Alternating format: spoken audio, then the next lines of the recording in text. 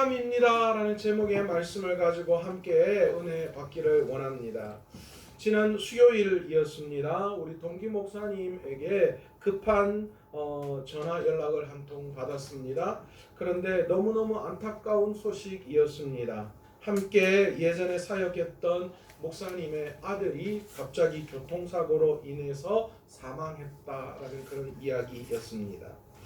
제가 울산에서 함께 사역할 때에 만났던 그리고 그 전에 신학교에서도 함께 만났던 그런 목사님이신데 나이도 같고 또 통하는 것도 많아서 함께 사역하면서 너무너무 잘 지냈던 목사님이십니다. 둘째가 아들인데요. 수아하고 나이가 똑같아요. 고3입니다. 학교 공부를 마치고 저녁 9시경에 자전거를 타고 집으로 돌아가던 길에 과속하던 차에 치여서 그만 그 자리에서 즉사하고 말았습니다. 횡단보도였는데 차에 탁 치는 순간 유리창에 머리를 그대로 갖다 박았어요. 근데 애들이 헬멧 안 쓰잖아요. 그리고 박으면서 공중에 붕 떴는데 한 8m 가까이, 그러니까 그 자리에 없고 애가 저 8m 저쪽에 가서 그냥 나가 떨어져 있더래요. 그 119가 와서 했는데 전혀 심폐소생술이나 할 것 없이 그냥 전혀 반응이 없어서 그렇게 안타까운 일을 맞이하게 되었습니다. 저도 그 소식을 들을 때 실감이 나지 않더라고요.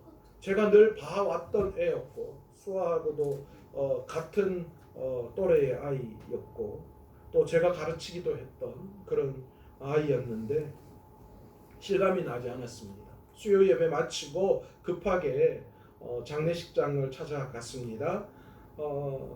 목사님이 저를 안고 우시더라고요. 그래서 자기도 실감이 나지 않는다라고 그렇게 이야기하면서 울기만 하더라고요. 제가 뭐라고 말해줄 말이 없었습니다. 저도 그 자리에서 기도하면서 그런 기도를 하나님 앞에 올려드렸어요. 하나님 도대체 왜입니까? 하나님 도대체 다 키운 고3 19살짜리 아이 그 아들 도대체 왜 하나님께서 데리고 가야만 했습니까? 라는 질문밖에 나오지 않았습니다. 우리가 신앙생활 하면서 여러 가지 많은 일들을 경험하게 됩니다.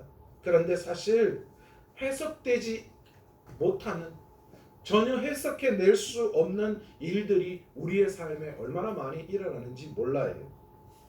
우리가 이 땅에서 예수님을 잘 믿으면 우리의 삶에 좋은 일이 일어나야 되는 것 아니겠습니까? 그런데 그렇지 않은 경우가 더 많더라고요. 왜 하나님 우리 가정에 이런 일이 일어나야 합니까? 왜 내 삶에 이런 일이 일어나야 합니까? 왜 내 삶에 이런 아픔이 있어야 합니까? 라는 그런 질문을 하나님 앞에 드릴 때가 훨씬 더 많더라라는 거죠. 그런데 하나님께서는 그런 우리들을 향하여 뭐라고 말씀하시는지 아십니까? 신명기 33장 29절에 이스라엘이여 너는 행복한 사람이로다. 여호와의 구원을 너같이 얻은 백성이 누구냐? 그는 너를 돕는 방패시요 내 영광의 칼이시로다. 내 대적이 내게 복종하리니 내가 그들의 높은 곳을 밟으리로다. 여러분, 이 말씀은 하나님께서 모세의 입을 통해서 이제 가나안에 입성하고자 하는 이스라엘 백성들에게 하신 말씀입니다. 이스라엘 백성들에게 이스라엘이여 너는 행복한 사람이다 그렇게 말씀하고 있어요. 여러분, 이것을 오늘 그리스도인인 우리들에게 적용시키면 어떤 말씀입니까? 이런 말씀 아니겠습니까? 이 땅에서 예수를 믿는 사람들아 너는 행복한 사람이다. 그런데 여러분, 정말 그렇게 우리가 믿음으로 고백할 수 있습니까? 정말 우리가 이 땅을 살아가면서 행복하다 그렇게 자신할 수 있습니까? 여러분, 40년 광야 생활을 하고 이제 가나안 입성을 앞둔 이스라엘 백성들, 여러분 과연 그들이 행복하다라고 이야기할 수 있을까요? 여러분, 세상적으로 한번 생각해 봅시다. 애굽에서 종살이는 하고 있었지만 그들은 그래도 그냥 그 강대국 밑에서 종살이 했을지언정 먹고 사는데 지장 없이 살아갔습니다. 그런데 그 강대국선에서 하나님이 강권적으로 이끌어내셨어요. 그리고 광야라는 그곳에서 40년 동안 못 볼 거 못 볼 거 다 보면서 그 아무것도 없는 광야를 지나며 살아가야 했다라는 거예요. 그리고 이제 그들이 들어가야 할 가나안 땅, 그 가나안 땅에서 치러야 할 전쟁도 만만치 않습니다. 세상적으로 보면 정말 그들을 향하여 너는 진정한 행복한 사람이다 라는 그 말씀에 아멘이라고 과연 그들이 대답할 수 있었겠느냐라는 것이죠. 세상적으로요. 그런데 그들을 향해 너희는 행복한 사람이다 라고 말하는 분이 계셨습니다. 그들에게 그렇게 말한 분은 가나안 사람들도 아니었고 애굽 사람들도 아니었고 그들이 지내오던 광야 속에 이런저런 그런 유목민도 아니었습니다. 바로 온 우주 만물을 지으시고 주관하시는 하나님, 이스라엘을 애굽에서 탈출시키시고 광야 40년 세월을 보내게 하신 하나님이 그들을 향하여 너는 행복한 사람이다 라고 말씀하셨다라는 것이죠. 하나님께서 직접 이스라엘 백성을 향하여서 너희는 행복한 사람이다 그렇게 말씀하신 거예요. 여러분, 이 말씀은 이스라엘 백성이 인정하고 안 하고를 떠나서 이미 그들은 행복한 사람이 되었다라는 하나님의 선포의 말씀입니다. 우리가 인정하고 안 하고와 상관없이 우리는 이미 행복한 사람이 되었다라는 그런 말씀이시죠. 이 땅을 살아가는 그리스도인들 중에는 자신이 행복한 사람인 줄을 알고 행복한 삶을 살아가는 그리스도인이 있는 반면에 행복한 사람인 줄 모르고 여전히 불행한 삶을 살아가는 그리스도인이 있다라는 것입니다. 여러분은 어느 쪽에 속하는 분이십니까? 그렇다면 사실 우리는 우리의 삶을 보면서 전혀 행복하다고 생각하지 못하는데 우리를 향해 행복한 사람이라고 하나님께서 말씀해 주시는 이유는 도대체 어디 있을까요? 그렇잖아요. 객관적으로 세상적으로 바라봤을 때 하나님께서 우리를 향하여 행복한 사람이다 이야기하실 때 그것에 대해서 100% 받아들이기가 쉽지가 않아요. 그런데 왜 하나님께서는 우리를 향하여 행복한 사람이라고 말씀해 주시고 계시는 것일까요? 그것은 우리가 하나님과의 특별한 관계 속에 들어갔기 때문입니다. 여러분, 우리는 관계 속에 살아가는 사람들입니다. 그리고 살면서 어떤 관계 속에 살아가느냐가 우리의 삶의 질을 결정하는 경우가 너무나 많이 있습니다. 그래서 많은 젊은이들이 더 좋은 조건을 따지며 결혼 상대자를 찾아다니기도 합니다. 한 평범한 자매가 대기업 회장의 아들과 결혼을 하게 되었다면 우리는 정말 다 부러워합니다. 그리고 시집 참 잘 갔다 그렇게 말하잖아요. 왜요? 단지 그 사람과의 결혼 자체가 아닌 그 사람과 결혼 관계를 통해 그에게 주어질 특권 때문에 우리는 그렇게 말하는 거예요. 그런데 여러분, 과연 그 특권만으로 그 결혼이 행복하다, 행복을 찾았다, 결혼 잘했다 그렇게 말할 수 있을까요? 서로 사랑하지 않는데 단지 그가 누릴 특권만으로 그의 인생이 행복해질 수 있을까요? 그런데 안타깝게도 우리 그리스도인들 역시 이와 다르지 않다라는 것입니다. 무슨 말입니까? 우리 역시 하나님과의 특별한 관계 속에 들어갈 때 그 관계 자체가 아니라 그로 인해 주어질 어떤 특권, 다시 말해서 하나님으로부터 우리가 받을 복, 그것에 우선순위를 매기고 있다라는 거예요. 하나님과 관계가 아닌 하나님으로부터 받는 복이 내 삶에 훨씬 더 큰 영향력으로 다가오고 그것을 중요하게 생각하기 때문입니다. 여러분, 그것이 뭡니까? 예수를 믿고 이 세상에 누리는 복입니다. 가령 예수 믿고 부자가 된다든지, 예수 믿고 병이 나았다든지, 예수 믿고 좋은 학교, 좋은 직장, 좋은 결혼 대상 얻었다든지, 예수 믿고는 내 가정이 평안하게 되었다든지, 예수 믿고는 내가 원하는 꿈과 소망 그 모든 것들이 이루어졌다든지 하는 그런 복 말입니다. 그래서 우리가 누군가를 전도하려고 할 때에도 어쩌면 이런 복을 가지고 전도 대상자들에게 예수님을 전하기도 합니다. 예수 믿으면 네 삶이 달라져. 예수 믿으면 복 받아. 예수 믿으면 가정이 잘 돼. 예수 믿으면 모든 질병이 떠나가고 건강해질 거야. 물론 그렇습니다. 그리스도인들이 이 땅에서 복을 받습니다. 병도 고치고 여러 가지 우리가 소망하고 원하던 일 하나님 들어주시기도 합니다. 그런데 조건이 있습니다. 신앙생활 잘 하셔야 된다는 겁니다. 그냥 대충 예수 믿는 신용해서는 절대로 안 됩니다. 정말 잘 하셔야 됩니다. 여기서 잘 한다는 것은요, 어떤 뜻입니까? 우리가 신앙생활을 하나님이 원하시는 뜻대로 잘할 때 어떤 일이 일어납니까? 하나님께서 우리의 삶에, 우리의 가정에, 우리가 속해 있는 그곳에 더 많은 풍성한 것들을 허락해 주셔서 그것을 가지고 더 많이 하나님을 위해서 살아갈 수 있도록 하시기 위해서 부어주시는 은혜입니다. 그래서 그의 삶이 어쩌면 우리가 볼 때 세상적으로 풍성하다라고 그렇게 생각할 수 있는 것입니다. 그런데 여러분, 또 한 가지, 그렇다고 모두가 다 열심을 낸다고 다 이런 세상의 넉넉함의 복을, 또 하나님이 주시는 넉넉함을 통하여 많은 것들을 가지고 하나님의 일을 할 수 있는 것은 아니다라는 것입니다. 어떤 집은 신앙생활을 잘 하는데도 불구하고 경제적으로 넉넉하지 못하는 그런 삶을 살아가는 것을 봅니다.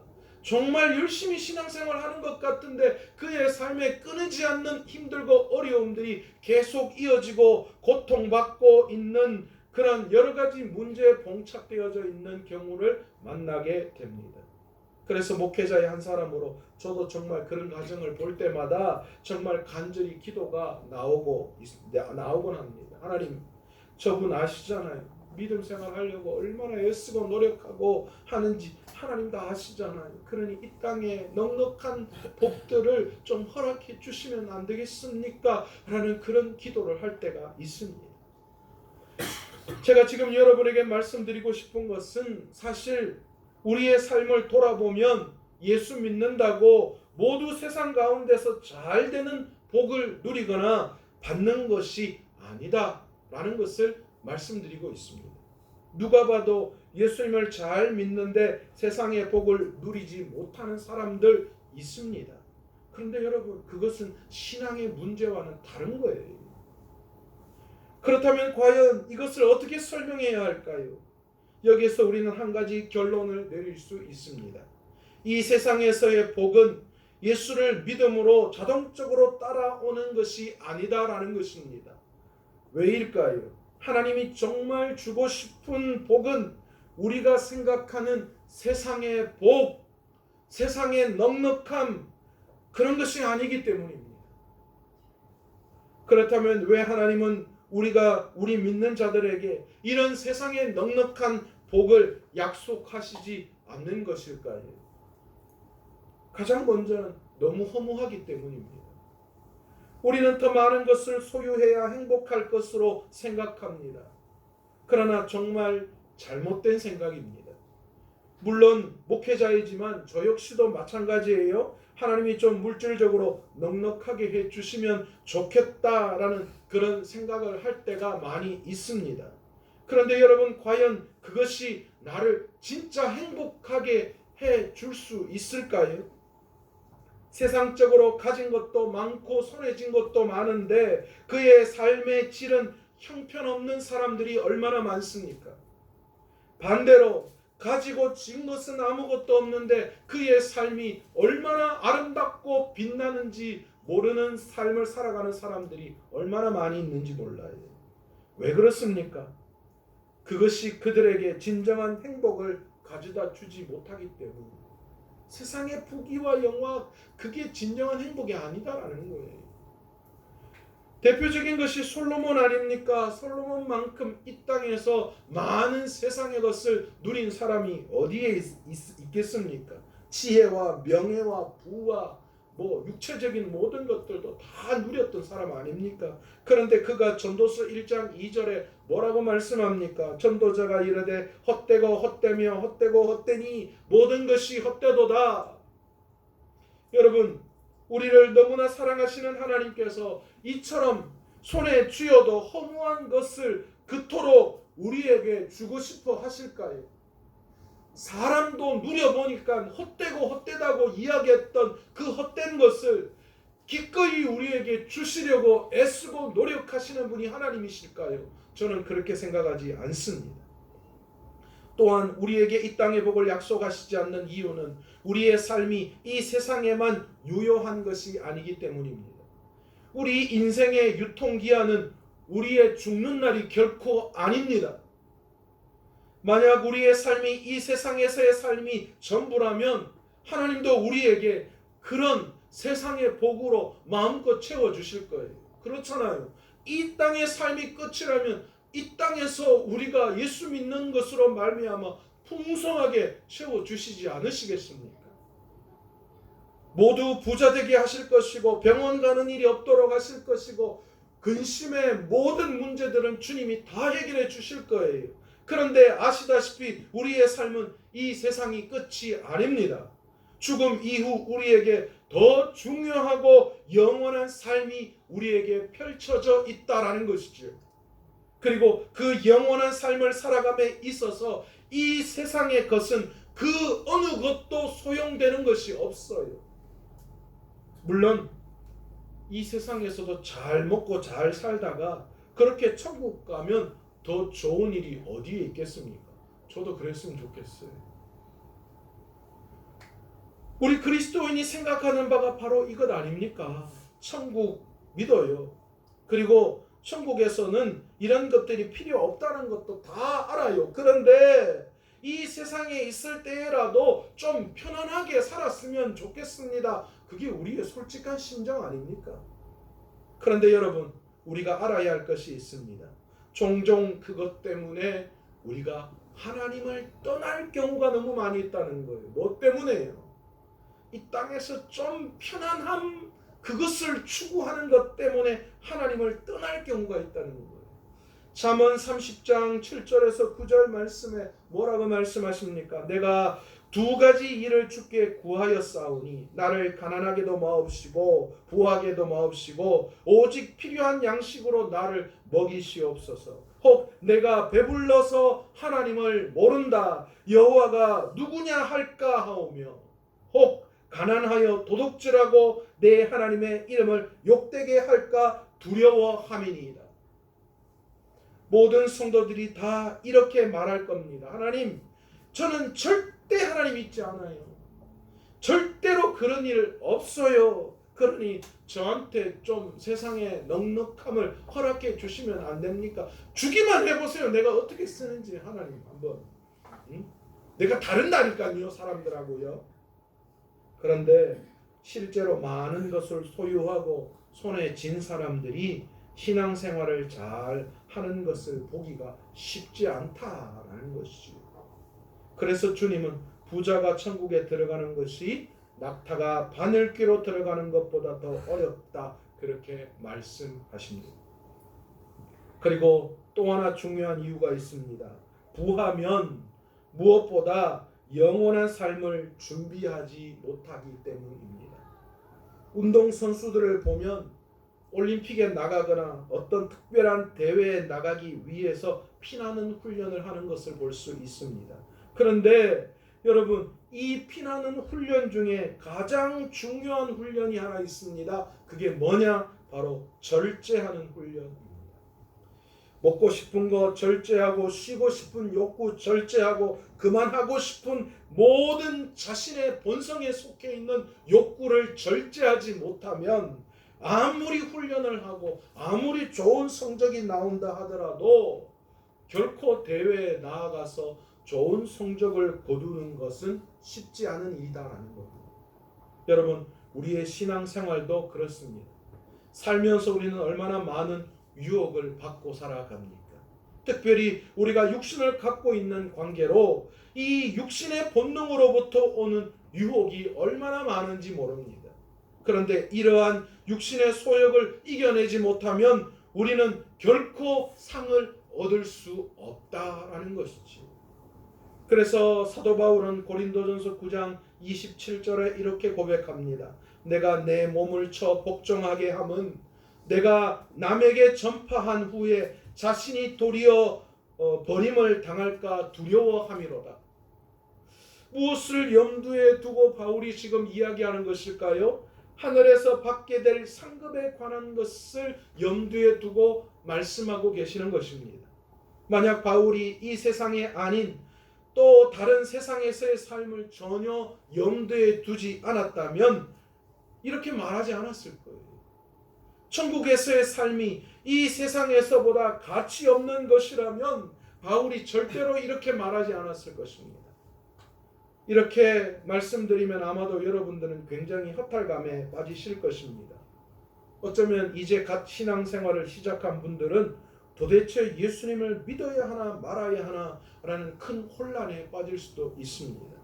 또 수십 년 신앙생활 잘 해오신 분들 역시 무언가 이 세상에서의 더 나은 삶을 기대하며 살아오셨는데 맥이 빠지는 그런 이야기가 될 수도 있습니다. 사실 예수 믿고 세상의 복을 받는다는 이야기만 있다면 아마도 교회당이 미어 터질 거예요.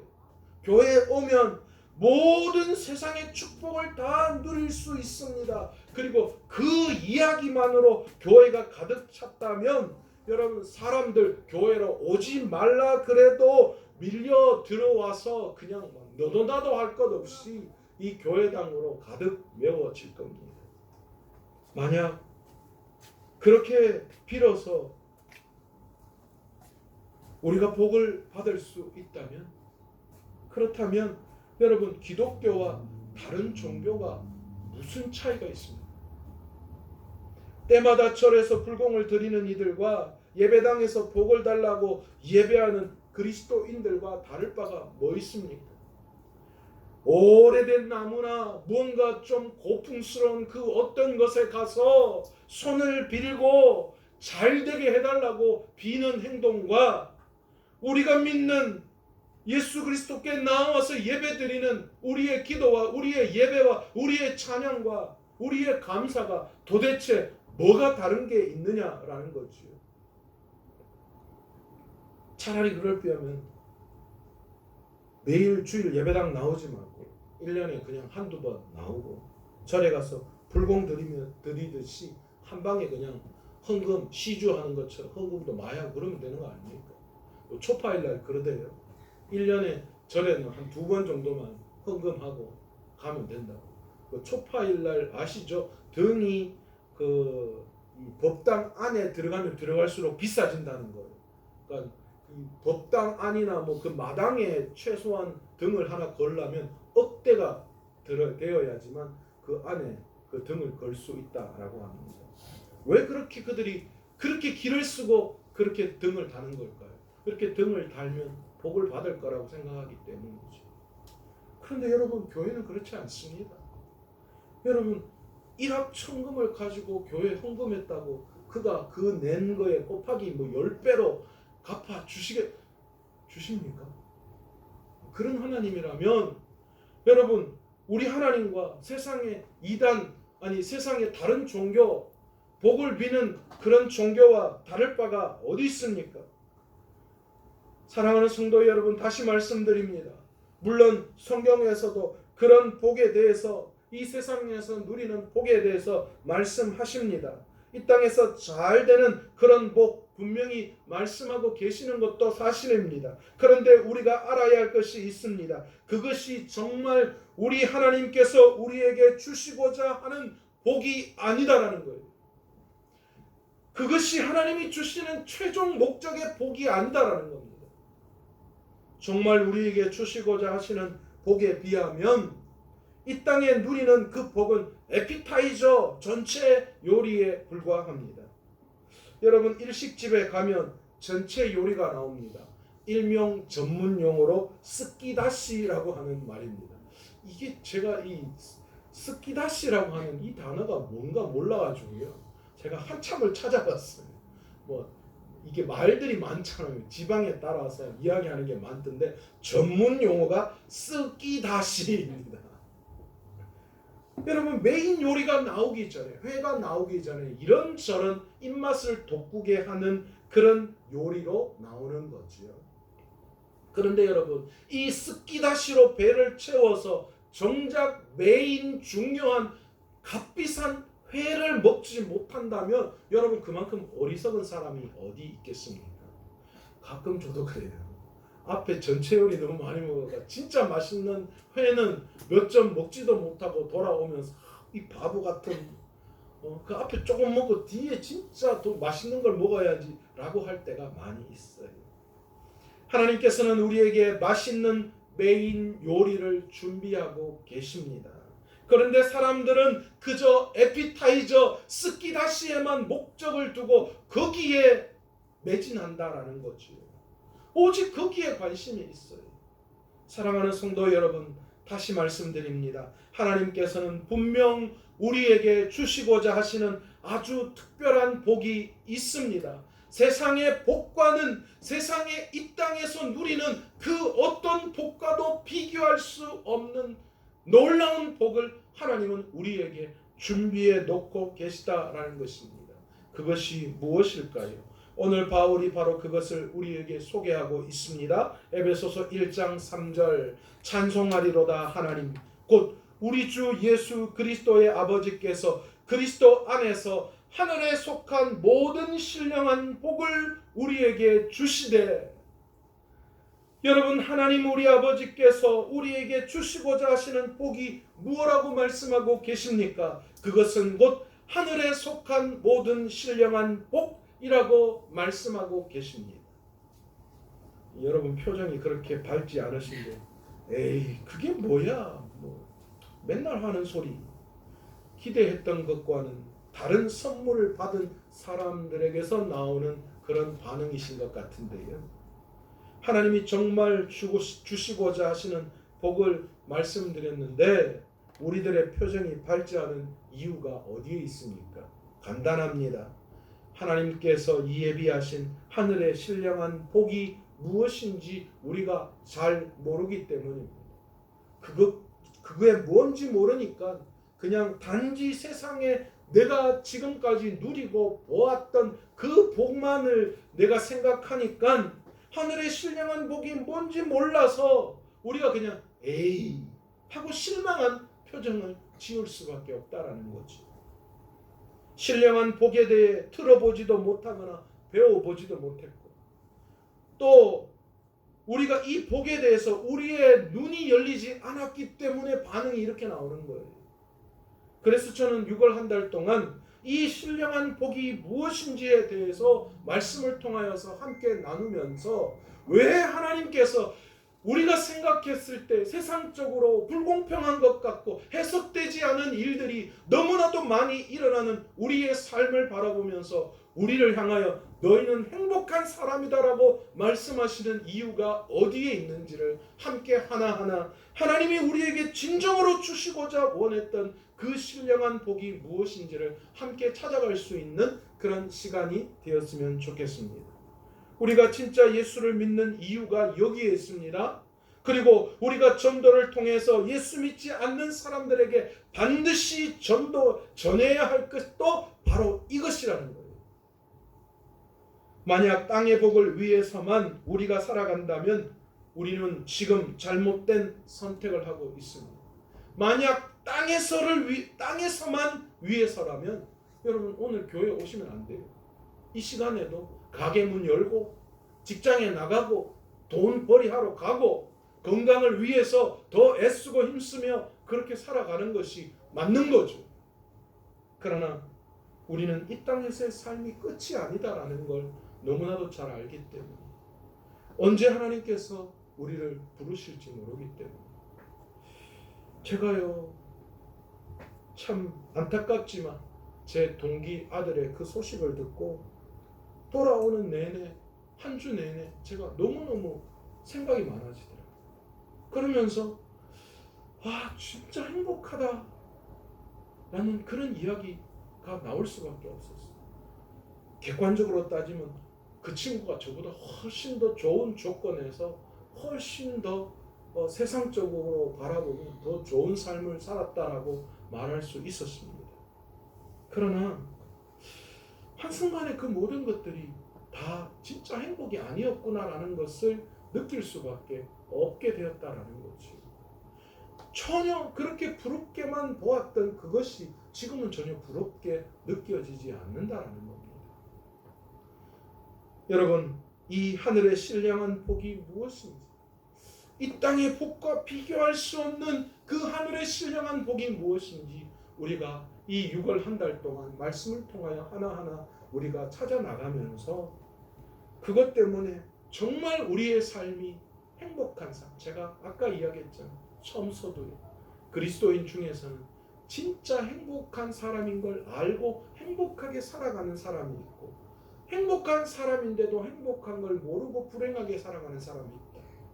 저는 저와 여러분 모두가 다 진정한 행복한 사람임을 깨닫고 진짜 행복한 삶을 살아갈 수 있는 저와 여러분 다 되시기를 간절히 축원합니다. 기도하겠습니다.